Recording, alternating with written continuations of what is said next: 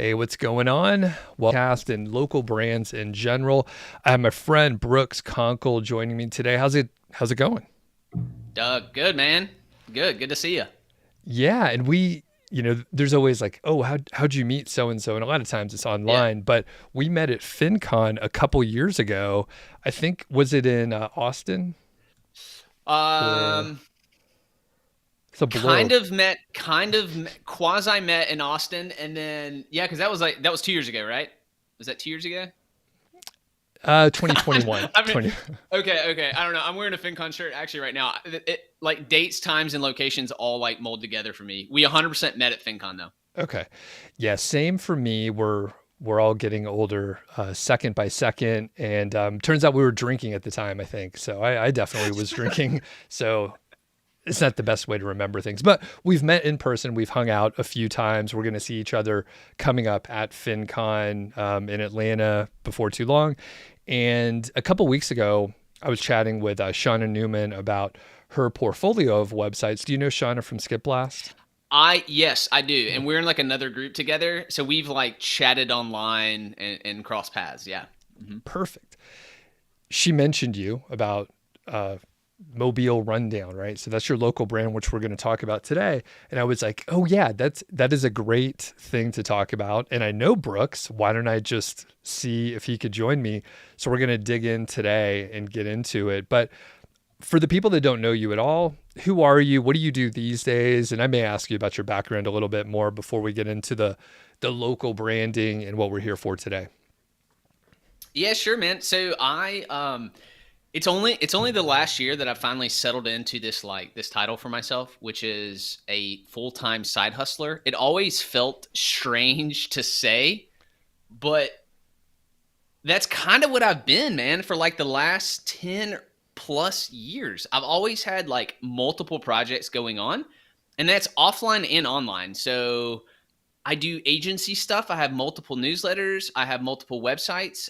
I do agency work for others in those lanes. And then I also have like offline local stuff. Like I'm involved in real estate. And I've had a broker's license for like a dozen years. So we've been involved in like Airbnbs, flips, rentals, and stuff like that. So, but my time is like scattered amongst all of them. And it's a very kind of weird thing. It's not a normal side hustle, but it's like all my side hustles combined together for like my business and my brand and what I do. Interesting. Yeah, because I think at one point someone told me, hey, just say you're a media company because like you do YouTube, you do websites, you have a podcast, hmm so it's like it's media overall. And I was like, oh yeah, like I could just simplify and say, hey, I do a media company, and if people care, which most people don't, then you could dive in. But you're doing other stuff in addition, so it's like agency work. You're doing like offline, like investing, like brick and mortar stuff. So can you expand on it? Oh, I see you got an idea. But yeah, I was just gonna say I'm with you. I do the same thing. I think it 100% depends who's asking and who I'm talking to. You and me are hanging out online with honestly hustly online people, so it's like it makes more sense to like they would actually get me saying I'm a full time side hustler. Locally, when I'm meeting someone new, I probably won't say that. I'm like, yeah, I run an online brand, or I do. Yeah, I use the word media and marketing a lot. I think it all depends on who I'm talking with. You know? And we should all do that every time, right? So like the right level of detail. And if people like if you don't want to talk about it, then you could just say like, oh, I'm an entrepreneur, or like I'm Yeah. self-employed, and then Yep. that it's a conversation like killer. Or if it's the right environment, they're like, Yep. oh, how are you self-employed? Blah blah blah. Okay, so we could go on about that, but Yeah. just curious. So it's a lot of irons in the fire. How much time do you work per week, would you say? Um, it's a good question. Definitely like at least a full time job. Definitely probably at least a 40-hour a week repertoire, and it's probably more. I actually tracked at one point. I haven't done this in like a year. Like actually tracked my hours with the stuff I was doing. Um, for all actually, you may have given me that idea, but it's probably between 40 and 50 hours a week. If I were to kind of if I were to spell it down, I enjoy working. I'm one of those weirdos that actually likes working. Now, I think if I was working like 80 hours a week, I'd be a little stressed, but I like the like 40 to 50 hours of like doing stuff, like working on projects. Right on. Okay. And that makes sense. I think like, because you've been doing this for long enough and I have too. So it's like we've whittled down to the jobs that we like. So it's like you totally can work like 40 or 50 hours and be pretty content and actually want to do the work where you like wake up and you're like, I got this little project I want to get on. So, or is it kind of like that for you? You're like, I can't wait to get on this stuff. 100%. So I'm building like a side hustle quiz using Claude and AI, and I just started it like 2 days ago, and I was like, I am obsessed. Like, yeah, kind of like super excited about that. I just bought Thrivecart this morning. I've heard about it dozens of times, but I've never used it as like a checkout like tool. So I'm like excited about that. I get this weird like energy and excitement when these new pieces of my projects like come together, or I start on them or get them going or whatever. 100%. Got it. Okay. Well, let's go ahead and get into the topics. I'm going to ask about your history probably a little bit later, but when did you have the idea for Mobile Rundown, and can you talk about what it looks like right now? What are the pieces of the business these days? Yeah, sure. It's so I feel like I hear people talking about local newsletters a lot lately. Like it's this like newer phenomenon. People are like, "Oh, I want to start a local newsletter," which I think is cool, and I actually think it's like the future of media personally. But my brand, I like the Mobile Rundown has existed for more than 12 years. Not in its current form by any shape at all. It's grown organically over 12 years. 12 years ago, Doug, me and a buddy, another local professional in town. I wasn't even married at that point. I've been married 10 years. So 12 years ago, we missed an event in our city. And we're like, dude, how did we miss that? Like, we're connected. We know what's going on. How did we miss this event? And so we said, screw it, man. We'll start our own list. And originally we called it the Mob 10. We were like, man, we'll just put out 10 events every week. And that was more than a dozen years ago. And we basically just like took, I don't know, a couple hundred of our friends' emails, I think is like how we started out. Yeah, there's no way we did anything else. We had to start somehow. And we just like, we're emailing friends and we're like, hey, here's what's going on this week. And just fast forward to now, 12 years later, things have organically grown out of it. I guess I'll just go, I'll give you the dots on like what it is now. Like now it's got, it has its own website, which it has a blog, which was killing it in SEO. Not currently, not really. And the email newsletter is now like 11,000 plus, like big social channels, 30 to 40,000, social followers on Facebook and Instagram. My goal is to get our YouTube channel monetized this year and then use all that YouTube content within our brand. What probably throws people off though, is that we have done physical in-person events from the brand and also printed publications. After like 7 years of being a digital brand, we like moved into some printed publications. And I think that's kind of like an interesting piece. And I can go into detail on any of that you find interesting. But that's kind of like where it is today after 12 years. Very cool. And like most good businesses that are worth spending time on, it's like you identified a problem that you actually had yourself. And then you were like, how can we fix that? And then other people obviously have the problem. So you, were you doing the real estate stuff? Like why did you care about the events that you missed? Were you a local business person and you were like, hey, we got to go and network and be part of the business community here? I think, so 12 or more years ago, I think I was more just like a young professional that was involved, wanted to see my city grow. And so I think I was more like, what can I do to help? Like, how can I help make sure that other people don't miss this stuff? Because if we're plugged in and we missed it, then other people are too. It kind of was that like, almost philanthropic, but at the same time, I think we were like, man, we could probably launch this and make $1 million in a year or something, which of course we didn't. But I think that was probably a thought too. Okay. Awesome. Okay. So you have the newsletter, that was the origin, right? So it was Yeah. a newsletter at first to share the 10 events. You got the social, which grew over time. Do you also have a podcast you're actively recording, or? Podcast, yes. So we do technically have a podcast, and I didn't even list it because I have always treated podcast as kind of like on again, off again. Record it when you want, when you have content. So I have a buddy that's in my city that runs a food tour business. Super cool guy. He has his own podcast that he's like all in it. It's Bienville Bites. Bienville Bites Food Tour is the name of the company, but like he has a local podcast. Our last like 10 episodes are me and him hopping on live and talking because he's already a podcast dude, so it's really easy. We literally kind of recorded it live and then made it. But we also would hop in other people that we wanted to have a conversation with and record those chats. And it was super easy because he's like a co-host with me, right? So it's like nothing on a required schedule, but we've done plenty of episodes and then we can use that as content. So. Got it.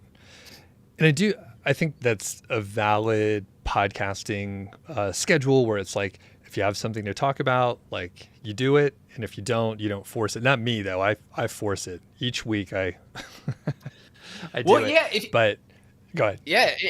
I mean, it's good if you say like, hey, I'm going to do this weekly at this time, which is I think a good thing to do. It kind of forces you to also stay accountable and keep that activity going. I'm just like, I don't have the bandwidth for that in my brand. So I've never said weekly at this time. Got it. Or whatever. And I think, it depends on the format. I was going to say, do you know Brandon, Mad Fientist, speaking of the Fi world? Have you run across him? I've heard that name, heard the brand. So he has like one of the first podcasts in the space. So he like is huge, and he went to many events over the last 15 years or whatever. But anyway, he publishes whenever he feels like it. He retired a few years ago. So at this point, when he puts out an episode, I think he still gets a huge number of downloads, but it's like once a quarter or whenever he feels like it. So it's ridiculous. Nice. It's just like when he has something to share, or if he doesn't sweat it. He's like, raising his kid and living life, right? That's pretty cool. Well, like the podcasts are like an interesting medium to me in general. I think they're pretty easy to start. I think most people should start one. I think they're much easier than people think they are if you want to like do a simplified version of a podcast. But I think the content bank of the library is pretty cool in the podcast format. It's like, as long as you just pay your hosting fee, like whoever you use is super affordable.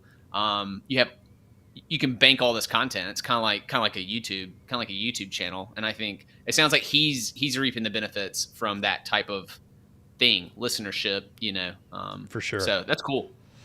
So, and you mentioned YouTube is a piece of the puzzle too. And if you're doing it similar to like what I'm doing, it's like you can record video and you could use that audio later. You could use the same video for different formats. So you're shooting something once and you're mindful of like different formats and repurposing you could do. Is that accurate? Yes. Yes. And I'm trying to figure out I'm all about how can I reduce friction and like ramp up what I'm doing. So because I'm running my channel, the Mobile Rundown has a YouTube channel, and I have like this faceless music channel that's like a project that's just like a piece of content for my newsletter. Because of that, I'm like, okay, I'm usually the bottleneck in anything in regards to like content production or whatever. So I'm like, okay, how can we ramp this up? So I just recently made with 11 Labs made an AI version of my own voice, and it is freakishly good. Have you checked that out at all? 11 Labs? I have not. I've heard of it. Yeah. I've only used Descript, which Yep. Yeah. It did pretty good, but to be honest, I think it was over a year ago when I did my whatever they fine tune the voice and all that stuff. Yep. But is 11 Labs better? So yeah, for sure. So I actually use Descript as well as like my main video editor and project piece. Again, if it was me doing it, I'm the bottleneck and everything. I'm the bottleneck. I could have like 20 ideas, but like 6 months later, you might get a couple of the rough recordings recorded. That's just me. That's just like my bandwidth and what I have. I think I've settled myself into a workflow that I can ramp up content. And the crazy thing, we've done a few. I'll have to look. I think like our latest ones is like it might be my AI voice or whatever. But I record the intro, my face on screen, intro hook, and then we cut to like B-roll and content. And I have a really awesome video editor that now I've worked with for like 6 months. I hope that he like, if I could afford him full time, I would like say, hey man, get rid of all your stuff. Just like let's keep working together. So just in the last video, like use my AI voice, kept going B-roll, and it's like it's nuts. Like no one, I don't even know if my wife would. I don't even know if my wife would know, man. To be honest. Okay. Crazy. And yeah, with the script, like you can tell, but you know, the weird part with the script, one of my friends listened to the episode that I did or a segment or whatever, and it sounded, the cadence is a little bit off, but he said that he didn't hear me take a breath. And that's the thing. It's like a little too perfect. You have to add in like the breathing and some other imperfections, which is like, it makes sense when you think about it. It's like the AI is going to do it too perfect unless they introduce the imperfections. Like, you know, everybody makes a little mistake when they're talking. Yeah. I just think that like I'm blown away with how it is now. I'm just like, oh my gosh, just fast forward 6 months and I have no idea what this future means for all this stuff, man. It's nuts. Very interesting though. Yeah. Well, let's shift gears. So you've been working on the brand for like 12 years. It sort of it started slow. You guys had big dreams and then it kind of, you know, the reality set in. But let's talk about the monetization. So there's some clear paths that I can see, like knowing local businesses, and they're always trying to get out in front of like other people, whether it's tourists coming to town or the local folks that maybe would, you know, use the business over and over again. And when did you start monetizing? Can you talk about, if you're willing to share, any revenue numbers or anything like that, even if it's very broad, and then we'll get into some of the details too. So yeah, monetization. Yeah. I don't mind talking about kind of numbers and revenue and things that we do with it. I also want to give people like realistic expectations of these businesses. A lot of people have heard of cool dude. I've had a call with him. His name's Ryan Sneddon, Naptown Scoop. So many people have heard of that newsletter. And they see that local email newsletter as like, oh my gosh, I can make 200K from you know a 20,000 person email list, and I think you absolutely can because he has. To do that, you got to like love sales and selling all your local businesses and get them in your multiple ad forms in the email newsletter. I do not, and I have zero interest in doing that. So like I say all that as like my preface. Now, I've always been on the hunt for someone that could like maybe be that salesperson for us, or like I've always been open to that, or like a collab partner that could pay like, you know, 30 to 40% of ad revenue generated or whatever. We've had a few people kind of come in and do that. It's just never like. It's never really clicked and never really worked. But in like kind of good year or best year, and this is going to include, our business is weird because it includes like the local print publication, or did in the past. And I'll have to go into a little bit of detail that like we were doing it just before the pandemic. And should I just go ahead and give you like a 15-second version of what that entailed?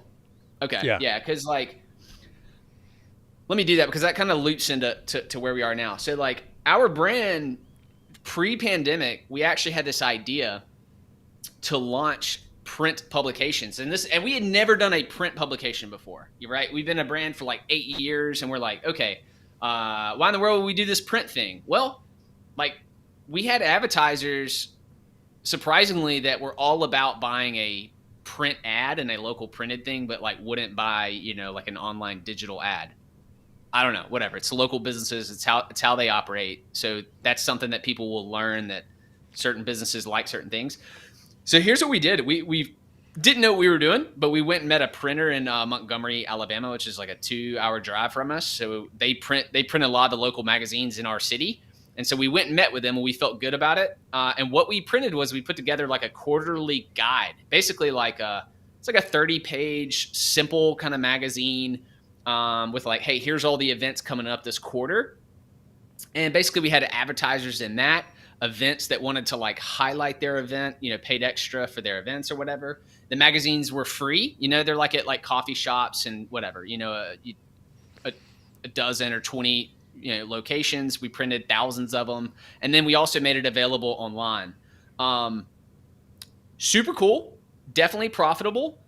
It's very hustly though. It's a lot of work. So imagine putting together this project, and it's quarterly, and you're like working on the next one while you're working on this one. And like, we didn't know what we were doing. But at the time, my wife was working with me like part-time in that brand. Like she was with me in the hustles and what we're doing. So, we did 6 of those. And then when the pandemic came, every event, there were no events, so there was no magazine to be had. You know what I mean? Like you can't have a magazine. You can't have a magazine saying, "Hey, here's the nothing that's going on." So, but an interesting piece out of that, and if someone, they can have this idea, because I think it'll work in local cities. So in that free event magazine, there was a section called "Do Some Good Mobile," and what it was like a really affordable highlighted spot for a local nonprofit. And nonprofits, some of them have really big budgets actually, right? So, but whatever. It was like an affordable spot to highlight a nonprofit that was doing something really cool in the area. My wife was like, "This is crazy," but she's like, "These all sell out really quick, and I've sold out this section for like the next couple of magazines." So we started talking, and we were like, "Go ahead." No. Yeah, exactly. Awesome. Exactly. Yeah. We had a light bulb moment. And so over like a coffee date, we had the idea. I said, "Hey, what if we attempt a standalone magazine for Do Some Good Mobile?" And all it does is highlights nonprofits. And so we kind of brainstormed the idea. That magazine is now the only product that the Mobile Rundown produces. And we just printed the 5th one. So it's an annual magazine. Nonprofits pay for their section, and or like they can get a company to sponsor them. It's really cool. Companies can like have their logo on the nonprofits page and be like, "Hey, brought to you by this company." Company gets to look cool. They sponsor a nonprofit, or companies can just advertise in it, and they look cool being, their ad next to like nonprofit organizations. That project has now, my wife launched her own nonprofit organization to run that magazine. So it's like moving from our brand to like her and a board of her friends that are like running that. Crazy. So we actually potentially were going to like help people. I was like going to put together some kind of like, I don't know, content, digital product, whatever, to help people launch this specific magazine. Cause I think this could work in like communities all around the country, to be honest. But now I think I would just help people for free. I mean, like hopefully this idea spurs somebody to do that. You were asking me about money. So I said all that to like, come back to money. Say like our email newsletter probably generates ballpark 15 to 20 grand a year in today's world. That's the newsletter. The website, the blog, it's weird because everything molds together and everything is connected by connective tissue. Yep. The blog in the highest month made like 4 to 5 grand, and this is just like straight up Mediavine ads. So like 4 to 5 grand. Now it's in the hundreds. I think I don't know. I think last month's check was a little less than $1,000 or something. So you could tack on an extra. Whatever. That's a completely fluctuating market, but it's it's profitable and solid. If if I sold ads or we sold ads and I wanted to only focus on this, for sure, simple 6-figure business. Like, I mean, I like, so anyone out there listening, yeah, they like these all day are 6-figure businesses. If you want to focus on it like full time. For me, there's probably 20% of my energy goes to this brand in general. The Mobile Rundown brand probably gets like 20% of my focus. But other monetization you also mentioned, yes, I'm all about affiliates. So we have affiliate for like booking, imagine local trips and tours. So like an alligator tour. Actually, my buddy that runs the Beanville Bites food tours, I've like sold tours for him, and he's on an affiliate program. We've got local hotels. We haven't made a bunch of money there, but I know that's a piece, like that's a future piece that we can grow. Got it. All right, real world events too. I guess I should go ahead and throw that out there if you want me to. Man, we started throwing silent discos. We can pause and you can ask me something, or I can tell you about that. You let me know. Go ahead, tell us about this silent disco. Okay. So, and before I get to the silent disco, there was another event that we launched called the King Cake Off. Launched out of our brand. We brought on 2 other partners to run this event. It was so Mardi Gras actually originated in our city. Most people don't know that. They obviously think New Orleans, which is 2 hours west of us, Mobile. Like, we have this fun battle of who actually originated Mardi Gras. Like, literally in the history books, it's pretty interesting. So we launched this thing called the King Cake Off. Super fun event. It's now a 1,500 person ticketed event. It's gone into its 5th year. We actually just merged the event into a local nonprofit that was looking for their like 4th big fundraiser to do. They're like, yeah, we're looking for this 4th big fundraiser. So we kind of brought them on as a partner for a couple of years. And then we've like completely shifted that over to them. Leads me to silent disco. I'd always just wanted to go to one, man. I'm staring down because I have a pile of headsets at my feet because we were charging them up for an event. If people don't know what it is, I'll give you the 10-second version. Is you literally you have a headset that can change channels. So this is blue, red, green. You can have 3 DJs or 3 music channels playing different types of music. So like you choose what you want to listen to at the party.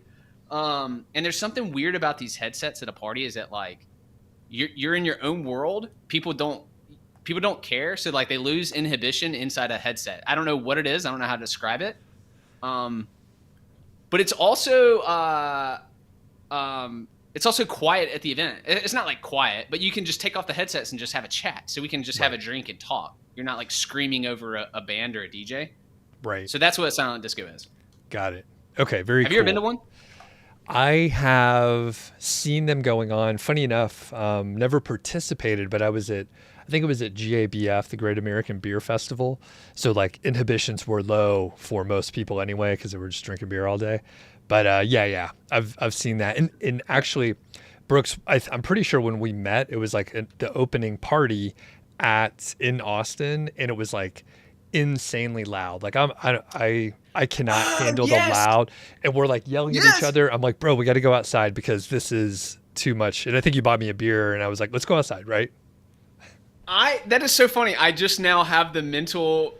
I just got the visual picture of us meeting. My wife was with me. It was inside. It was at a table, literally screaming at each other. I was like, you were like, I don't know, man. I don't know what you're. I was like, I don't know what you're saying. And but like, I think I recognized you, and so I was trying to just introduce myself or something, and we were kind of chatting and screaming at a table. Yeah, a silent disco would relieve all of those. Love it. All those issues.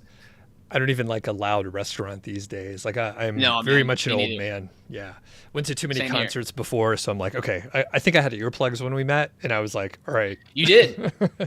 You did have earplugs. Yeah, exactly. Yeah. Well, so the silent disco, I had always wanted to go to one. I had never seen one in my city. And so my 40th birthday was coming up, and our 12th-year-old birthday of the Mobile Rundown was coming up. I was like, dude, let's produce an event. Like we have and And here's the golden nugget for people. I was like, we have a marketing platform called the Mobile Rundown that we can advertise our event. So if you're a person, like if a person wants to like build a newsletter, but they also like want to produce events, like having your own local brand is the perfect avenue to advertise like what you're doing. You know what I mean? And so we just put it together. We collaborated with a local, a bar owner that's a friend of mine. There's like this private space in the back. So I was like, we kind of partnered with them. And I was like, hey man, never done this before. Let's do it. We rented headphones the first time.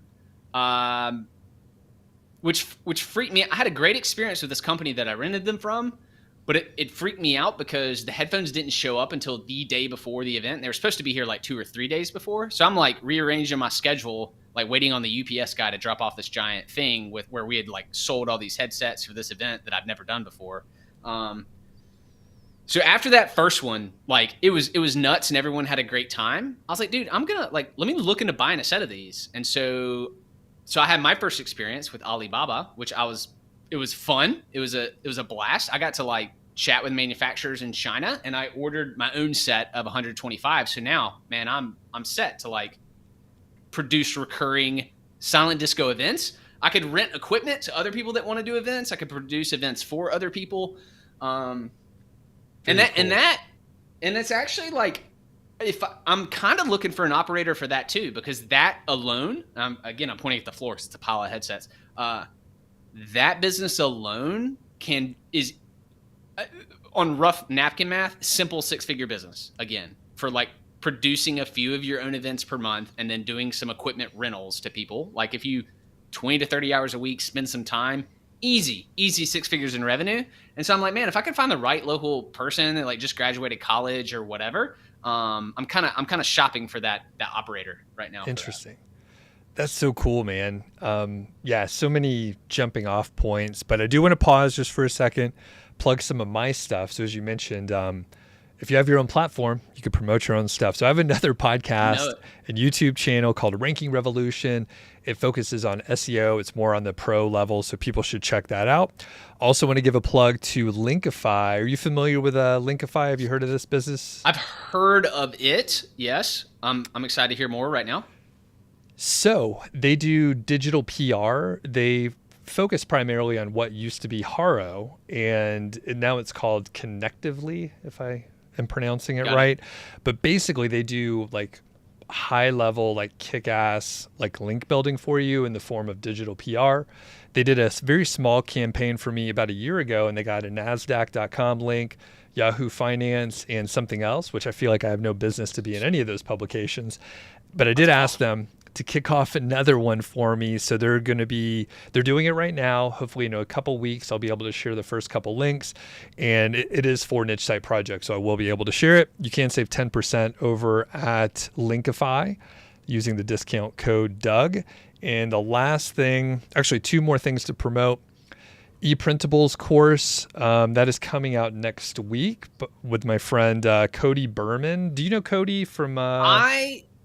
I first heard him from you, actually, your podcast, your show, and I was like, this guy seems cool. So I've kind of followed him a little bit from that. Really smart dude. Yeah.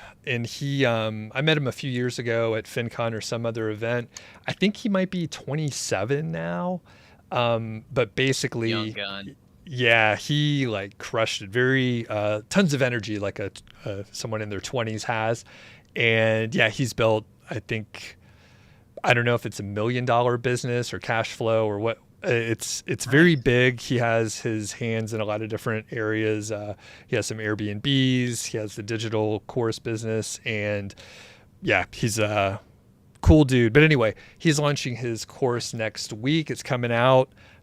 They do launches, I think a couple times a year. So September 23rd to the 30th. I'll be talking more about that in the next week. And of course, Brooks, you have a YouTube channel out there. You have your blog. Where should people go? We're going to come back, but I want to give you a chance right now in the plug section. Yeah, if they just Google me, they can Google my name and connect wherever they want, whether it's like Twitter, LinkedIn, my website. If they go to fulltimesidehustler.com, that connects to my email list where I'm like sharing my projects every week and like, here's what I'm doing, here's what I did, here's what I learned. Got it. Very cool. Well, one question I want to get to that Brian asked in the chat, he went to the Mobile Rundown, and basically he was like, it seems kind of like basic looking, and Mm-hmm. he thought maybe branding and the design would be more important. What do you think about that? Is the design so important? No, I totally agree. Brandon, are you a designer? Or Brian? I'm game. Brian, yeah, hey Brian, yeah, I'm game. I'm game for a refresh. No, every time I log on to my homepage, I'm like, oh god, like I gotta put design on my list. But here's my thing, or just like part of. I have to remember that like people don't usually land on my home. They do land on my homepage, but like we're cranking out content. Like 90% of my visits weren't to my homepage. They were to like a blog post or an article or whatever. But even those, the way they're designed with like my header and the stuff. Oh my god, yeah, it's super basic. Yeah, I could totally do like a modernized design refresh, but I don't know. Like, do I want to invest in that right now? Not. I mean, maybe, but I'd have to spend the time, energy, and effort, and like find the person, help me. Let's go through this process, whatever. So, yeah, Yeah. And it's one of those things where it's like, yes, it's something that could be improved on, but from where I sit, and I think, a point that people should look at is like, so you're doing you were spending time like running the silent disco, and you were like, you know what? This is actually a good business model. So the point being, yeah, like, you're selling shit, you're making money, you're pulling in revenue, yeah, versus in the designers out there will have a stronger opinion, but entrepreneurs versus designers, usually the entrepreneurs are like, let's sell some stuff. Like, we don't need to spend time on, like, we'll figure that out later. And then sometimes the later is like 12 years later. And you're like, about 5 years ago, I should have done a design refresh, but yeah, it's like, hey, you're selling stuff. yeah. Maybe years ago I would have been like a little bit like offended at that question, like, what? My design's not good. But now I'm just like, nah, man. Yeah, I totally get it. You can always improve Yep. and always get better. But what's kind of interesting is that my focal point now is actually it's less on the website, more on the newsletter. So I'm actually now running. I'm actually trying to grow that. The platform that I'm using is like they're kind of my ad sales team currently. So like advertising sponsors directly within there. I've also been able to like finally start to figure out some Facebook ad stuff. So like I'm getting subscribers. Like I've grown 1,000 subs, and it cost me like 23 cents a piece. And I'm like, I actually hadn't That's run the great. math on that. Yeah, I hadn't run the math, man, but I just ran the math before our call. And I was like, wait a minute, based on like the sponsors that my platform finds me, I was like, dude, those are profitable with my click through. Like literally, I'm like, I need to actually crank that up if I can keep that that purchase rate. If I crank up my if I crank up the budget, like I'm really spending low amounts per day. If I crank it up, the cost will probably creep up. But so I'm more focused on the newsletter side, and we point to like articles that already exist on Right. on the blog and whatnot. I want to go back to the website, and you mentioned the blog revenue, and it was maybe like 4 or 5K at one point, and now it's about 1,000. And it sounds like Yeah. maybe Google algorithm updates impacted you. Is Yep. that accurate? Can you talk about that? Yeah, my thoughts on I used to be, when I say used to, maybe a couple of years ago. So probably 3 to 4 years ago, I was like, oh, there's this SEO thing. This is cool. Like, why don't I focus more on this? So like I cranked up that knob pretty hard. And that's where I think our best month in ad revenue is like, it actually may have been like, did I make 7 grand or 9 grand? It was the month of Mardi Gras. The month of Mardi Gras. So like we were ranking for the parade schedule that year, and so everyone literally in town, whatever the 20,000 visitors we had every day were like finding our site on Google like for the parade schedule, and so I was like, this is cool. So I ramped that up. Since about a year ago or more, or whatever, dude, all these Google updates, we've had all kinds of effects. I don't measure the updates. I don't track the updates. I'm not like, oh, this update just rolled out. It just finished. Where are we sitting?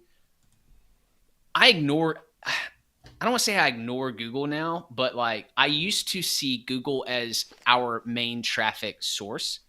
Now I see Google as kind of what it needs to be, which is just another traffic source. That's like a I think for me that's like a maturing of my business and like my thought process is like, cool, it's just Google. Like, okay, it's a traffic source. Now it may send you a ton of traffic, but as people have seen recently, it may also get rid of every niche website, kick them all down, and bump up, Reddit and only big brands.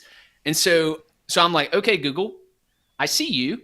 And so I just treat it like any other traffic source, man. It's the same as like me ads or social media or growing via LinkedIn or Twitter or YouTube. All the same to me. It's all the same to me. It just depends like how, like where I want to focus.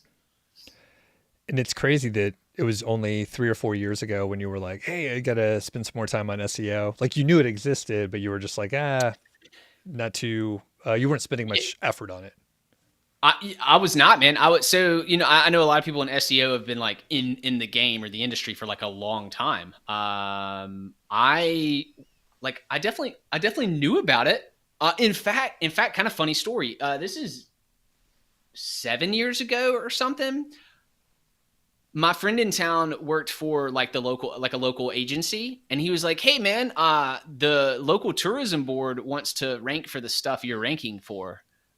He's like, you're ranking for like things to do in Mobile, Alabama, and like they want to, like, yeah, they're like they've hired us to help them to rank for that. That's the local tourism, and we're actually pretty close to them. We're pretty cool with them. But they have like a multi-million-dollar budget. Their whole job is to get people like to the city. They get like the hotel tax dollars. I'm just like this little solo operator guy with a website. I wasn't doing anything in regards to SEO at that point. And honestly, man, I didn't even the light bulb didn't even go off at that point to be like, it's kind of funny how looking backwards you can see all these like these connected dots. But yeah, about it was during the pandemic. So maybe like 3 years ago, I started like writing content, like actually writing content, like creating content for our brand. Whereas before we weren't. The advice I've been giving people, maybe in like the subtext of some of these live streams, your business should run without Google. And, there's other platforms where you may have a dependency, but it's too volatile. And I mean, you were talking about like the big month, you made like 8,000 or 9,000, and I've been doing SEO probably for 10 years or so, I could say. And yeah, in the earlier days, it was much easier, and there were some, healthy 5-figure months over and over again. And, it becomes like not unhealthy psychologically, but it's just like for me personally, but I had some friends where it was like I could do no wrong, and they like overextended themselves, and they kind of ended up in a spot where they were not profitable. They weren't running a cash flow. And from our, financial independence knowledge and background, like I was running a pretty lean business, like even when the cash was, coming out of the pockets and all that stuff. So yeah, when I think some people hit some rough times, especially in the last like 18 months or so. So it's pretty rough out there. 100%, man. Like it's very real. And for me, so like, it's very difficult to give, it was very difficult to give Google a blind eye or like diversify from Google when they were giving you everything you needed, which was like basically your money, right? They were like sending you all this traffic and you're making money. Why would you not double down on that? You know what I mean? Like, why would you not? And like diversifying obviously is smart. I mean, I'm in that category, man. Like, so my, like some of my sites definitely disrupted. I guess I was just, maybe it's lucky enough or smart enough or whatever, just not to have, maybe it's because I'm a full-time side hustler that like that diversification just allowed me not to kind of like to go out of business, right? With those websites or have to like completely regroup. I regrouped in a sense of just saying, okay, Google, I see you. Now I'm going to create different forms of content. Man, I should actually, I guess, say this now. It just dawned on me. We're testing out Newsbreak. So we just got monetized on Newsbreak.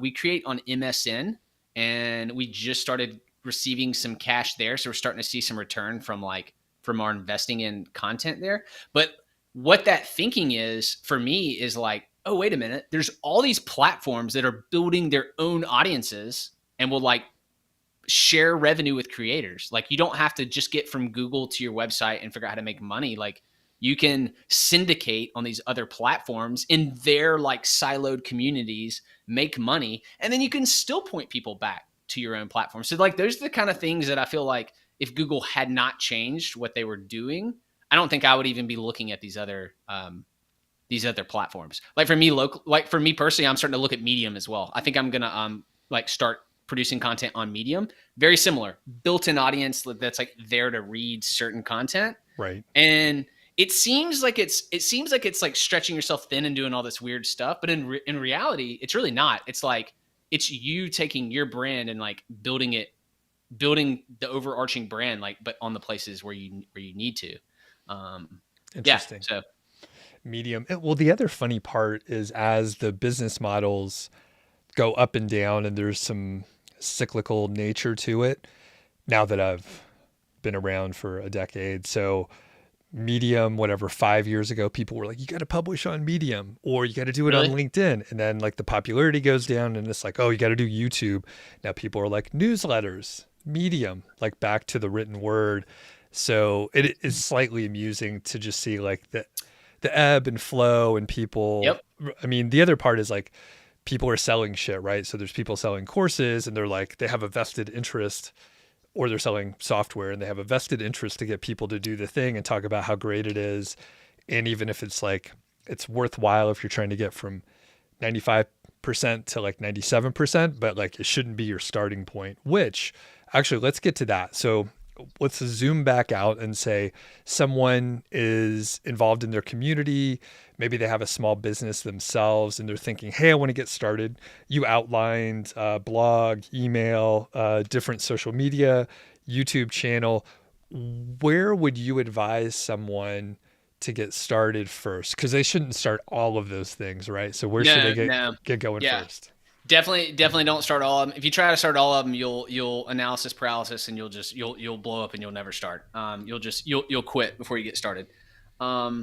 Before I forget, the real thing you just said about ebb and flow of like all these platforms like coming back around. I just want to put out that point that I feel like the longer you're in the game or in the online business, you start to kind of see all that, and like it's almost like it is an ebb and flow, and that's fine. And it's also like it then becomes okay to like start on a platform and pull back from a platform.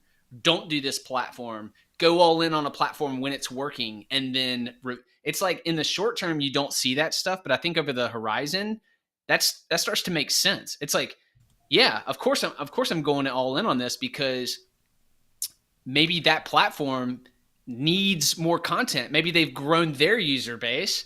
And maybe they're incentivizing people to produce content. It's like every site is a marketplace. And so anyways, I just want people to like think about that. Like it does change. Nothing is static. And that's kind of what you learn over the time. Over like 10 years or 12 years, you learn that it's dynamic and everything is changing. Okay. Yeah. No. Sorry, I just want to make sure I shared that because I was like, man, definitely don't start on all the platforms. You'll explode. Pick and choose what you like, man. People in your community will like whatever. So we have an Instagram account with like, I don't know, 11 or 12,000. I suck at Instagram. If somebody wants to come and like run my Instagram, come and help us. That'd be awesome. Like we could do so many cool things, but I'm spread thin. I don't have the perfect recipe for success, even like with that platform. So I don't want to tell someone what to choose. I think it's like pick your platform and go for it. But Instagram's cool locally. I know like local influencer type people like build on Instagram. I've just seen that. I've seen like local moms and like mom blog type stuff like work on Instagram. And I think the newsletter thing's pretty killer and a good place to start. just like literally with a core newsletter. Because that can be, I was hesitant to say like the platform I was using because I didn't want to be like whatever, but like, dude, I'm obsessed with Beehive. I'm just gonna go ahead and say it. I gotta tell you, man. I'm obsessed with Beehive. Yeah, I'm an affiliate. I do affiliate of like all kinds of stuff. Yes, I'm an affiliate, but like it's my favorite tool of 2024 for sure. If anyone moves to Beehive, like send me a message if you're interested. Like I will help people. I'll like literally consult you or something, or help you like move through it, or like learn the platform. As long as you use my link, obviously. But like I'm just like I like them that much. So Beehive now, they just recently bought an AI website company. So what's cool about it is that it can be your website and newsletter. It's not like just a newsletter platform. It's an all-in-one. I'm actually starting to get traffic from SEO from my newsletters, which is pretty nuts. Because what happens is when you create a piece of content on the platform, it also gets published as a live article, and you can have your own domain. So whatever, denverbros.com or something. I don't know Colorado. So say denverbros.com is a local site. You write an email newsletter, you send that out to your people. It also publishes as an article, and you can like optimize it for SEO, featured image. And it's so simple, easy to use. They have a built-in referral program where people can like refer your newsletter by like just sending a link to your friends. They sell sponsorships for me, or like I don't have to do any ad copy. I just click a button, put it on my calendar, and when I write the newsletter, I just click add, and it goes straight in there. There's so many cool things that they're doing. I was like trying to hold in this like, let me mention Beehive and say how much I love them, but I'm like, you know what? Like I need to because I genuinely like them, you know. Got it. And think they're like an awesome company. I was going to say I've heard of them for a while, and I definitely saw some friends on Beehive, and I see they have a free, that's the thing. It's great to have the free level so that people can try it out, and they're up to 2,500 subscribers for that, which is a pretty healthy news list. So if someone is like, hey, I want to like give it a shot, that is a valid. I've never used them before, but I've heard good things over the years. So that's very cool. All right, so to summarize here, and basically it was like, where should people start? And it's like pick one or maybe two. Newsletters are really good. Instagram is pretty healthy for local social media. And then Facebook. I'd say Facebook for your third. Yep. Okay. If I were going to give you three, I'd be like Instagram, Facebook, or newsletter. And honestly, you could probably do all three of those, right? You could probably, if you chose newsletter, you could probably launch your newsletter and then obviously have your socials, right? Have an Instagram and a Facebook and like make those work together. That's not like too stressful or whatever. And for the newsletter, I know you mentioned you are running some ads, so that's where some of the subscribers are coming from. Where are other subscribers coming from? This question is from Paul. Okay. Yeah, good question. Let me see if I can log in and look. It's kind of interesting because on my what do you call it? Your dashboard. On your dashboard, they kind of tell you. But like, we get a bunch of website visits, so we have forms embedded in our website. So straight from our organic reach website visits. On those social channels, we have like, we don't do a ton of posts where we're like, we do, but they don't work, you know, where you're like, hey, sign up for our newsletter. We do some of that, but of course in our profile links, like on Instagram profile link and in Facebook, our profile link, we set up a what's called a pretty link. So it actually is like themobilerundown.com/yes please or /newsletter. Like I think ours is yes please. I'm like, what? So I want people to be like, what is that? You know, when they click, it goes straight to our subscribe form. So like that's now where I'm sending people. I'm not sending people to our website in those profiles. I'm sending people to our newsletter. So like I'm directing traffic for people to sign up for that newsletter. YouTube is starting to send some. So every social channel is starting to send some. Referrals, like people are referring our newsletter, which is kind of cool. So, and it's a built-in tool. Okay. That's the bulk. That's the bulk. That's the bulk of our subscribers. How we're doing. Very good.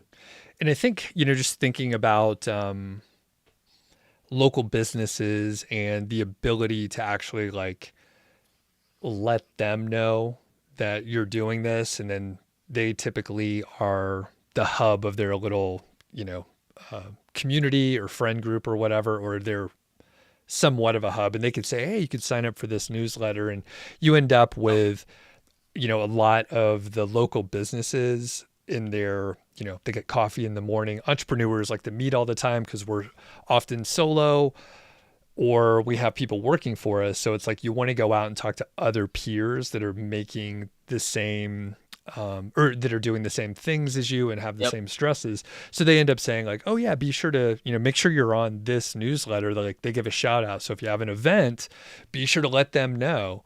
And, this brings it back to, you said you don't want to spend too much time on the advertising, and it can be, it could be a pain in the butt, right? Like you don't want people to sign up like once a month, and then you have to deal with like 10 people that are like, should we renew? And you're negotiating and there's all this discussion. You want them to sign up for like a quarter or 6 months or like a year or something like that, which is why you're going with sort of the built-in ad mechanism inside Beehive, right? Do you have any other observations or thoughts on that and dealing with advertisers or anything like that? Yeah.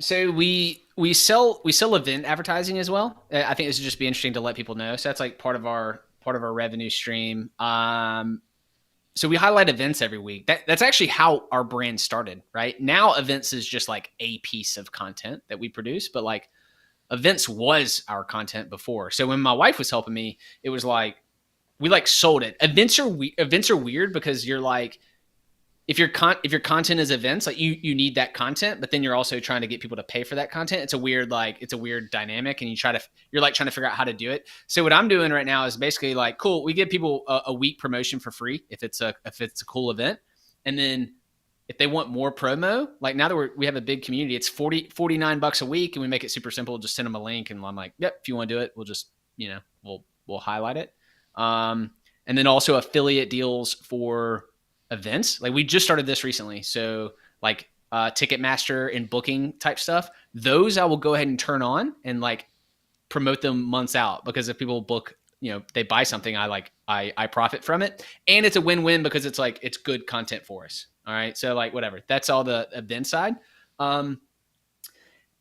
You can if whoever wants to launch this, like you'll do fine. You can make a full-time income from this if you're willing to like sell. Like if you're willing to just talk to businesses or walk in and introduce yourself or email a bunch of cold emails, like you can absolutely do it. I only sell inbound requests. So like people ping me, maybe they respond to the email and they're like, "Oh, I've been getting your email for a year. Like, how can I look at advertising?" And I actually suck at responding to those too. I know this sounds super dumb, and people are gonna like laugh at me. Yeah. But like, I'm like, all right, Brooke. I'm like, Brooks, get it together. Like, send them your package or whatever. Now, I will say this: I don't follow when I respond to those people. If they don't get back with me, I don't have a follow up system. Like, I'm not gonna ping them again.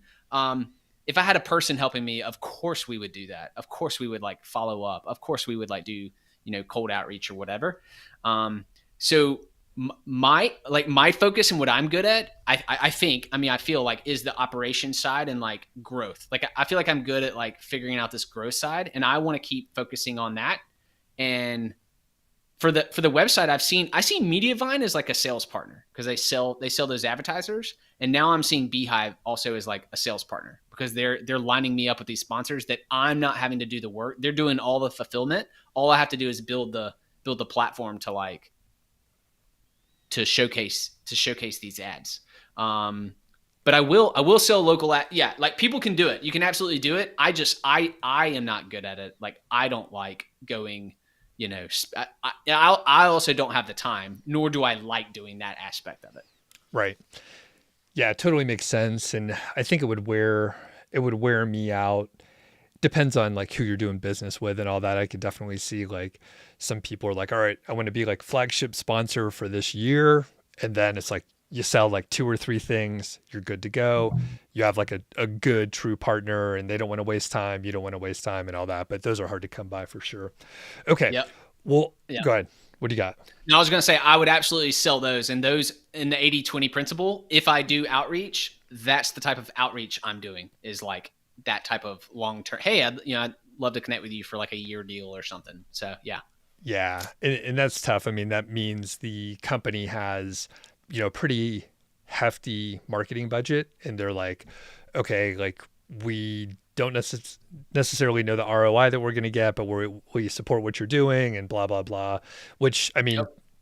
going back to a previous point of, the nonprofits and like helping the nonprofits, like you actually have your foot in the door a little bit with the big sponsors that are, talking to the Yep. nonprofits and just sponsoring those. So anyway, we can go on and on. Let's start wrapping up. I have 2 questions. The last one will be about where people could find you and what you got coming up and the full-time side hustler and all that. Sounds like it's new. But before that, last question. So you got Mobile Rundown. What's coming up in the next year? So you have the silent disco ability now. Any other big plans for the next year to 18 months? No, there's nothing out of the ordinary. So previously, just before or maybe it was a couple of years ago, I was wanting to do like quarterly big events. So like we had that King Cake Off, and I was like, this is amazing. I was like, I want 4 of these events in a year, and I want to run 4 big events one per quarter, right? So I was coming up with these ideas. Absolutely not interested in that anymore. Like whatever, things change. Events are hard. They have a ton of moving pieces, and I want to keep doing just more of the same of like what we're doing. I think I have a new way to grow our YouTube channel, which I think is working. I want to continue growing the newsletter. I just now realized that, I'm on an annual basis. I think I can be profitable with like literally just producing the content, running automatic ads, and getting those automatic sponsors. So like no additional work. And I think I can like be profitable. So I need to turn that up. The third thing is kind of like, it's kind of special to me because I have a real estate license. So, but I'll just go ahead and say it in case anyone has one and they're thinking of this. Real estate brokers try to produce stuff like what I'm doing all the time. And they do, and they need to, because it's like their local funnel for like, let me tell you about this neighborhood and the city and these restaurants, because it gets them business as a real estate person. I have zero time to be like a standard typical real estate agent, but I'm really close, I think, with the right software and stuff and the company that my license is at, to be able to kind of automate this, because it's literally affiliate marketing for a real estate agent. Like real estate agents can make a referral fee, so I can make a percentage of a commission that's made when someone buys or sells a house. The problem is it's very hands-on, and there's a ton of friction in it. But I think I'm really close to having a solution that will work with like one of the software programs that we're using at our real estate firm. And if that's the case, I will crank up the volume on real estate content within our brand. Got it. That's great. In fact, one of my friends in town, she has a podcast with a couple friends, and she's like I think a commercial real estate agent. And yeah, they just talk like local businesses and local things and whatever they want. And it's cool. It's entertaining. I don't even think she mentions that she does real estate on there. Like, I mean, it's just so like, there's no pitch, but I'm like, they have a little platform there. It's pretty amazing. One idea I want to contribute to you, maybe it's something to explore. So on the YouTube side, collaborations are one of the best things that you could do. That's why we're talking, right? Like I was like, hey, like we bring our audiences together or whatever, but surely there's some local vloggers or some local YouTubers that you might be able to partner with and collaborate on a small thing. I don't know what, but that would be a great way. Cause I mean, like if people are watching like local vlogs, they would potentially be like, oh yeah, there's another brand around here that's producing content and I'm interested in the community, but it may be something to explore. It may go nowhere, but collaborations are fun. And at worst, it's like 3 years from now, it's like, oh, can we work together on this other thing? Like, even if it goes nowhere in the short term. Great idea. Yeah. I'm all about collabs. In fact, my wife makes fun of me because I'm always like, that's like my initial idea is like, I'll meet someone and be like, oh, we should like collab, like maybe we could do, I'm always trying to find a way to work together. And not everyone operates, not like everyone that I meet doesn't operate like that. Like, and I'm not reaching out to like some giant bigger, it's like, it's always an equitable thing. I'm always trying to find an equitable solution, but like, Right. I don't know. I feel like only a small percentage of those actually work out, but I think if people were more open to them, everyone would do so much better. So yeah, thanks for the reminder of that. Yeah. It's amazing how well it works. And I mean, I think back to some of the early collaborations I did in like 2016 or something. It's like friends that I still have, and I still like, hey, do you want to come on the channel? Like, we'll do a catch up. And, you know, we had like 1,500 subscribers at the time, or 2,000 or something like that. And now I think one of them, you know, has like 80,000, another has like 250 or something like that. So it's just like everybody kept going, but we're still in touch. So, all right, Brooks, this has been amazing. Where can people find you? Yeah, just Google my name. Go to Google, give me some Google juice. Brooks Conkle. It's weird to spell, but Conkle is my last name. Brooks, Brooks. So just Google my name. Go wherever that makes you happy. But I'm mostly active on probably like Twitter or X or whatever in the online space. But if you do go to fulltimesidehustler.com / that'll take you straight to my email newsletter, and that's like where I'm tracking, like every week I'm like, hey, here's what I did on these Facebook pages with these Facebook ads, or like what I'm doing with this faceless YouTube channel, or the AI voice and all that kind of stuff. So I track that stuff every week. So right on. All right. Well, this has been awesome. We'll see you in a few weeks here down in Atlanta, and we'll stick on. Well, I'm going to end the stream now. Yeah. So thanks everybody for coming on, and we'll chat just for like 1 minute once we finish up. Sounds good.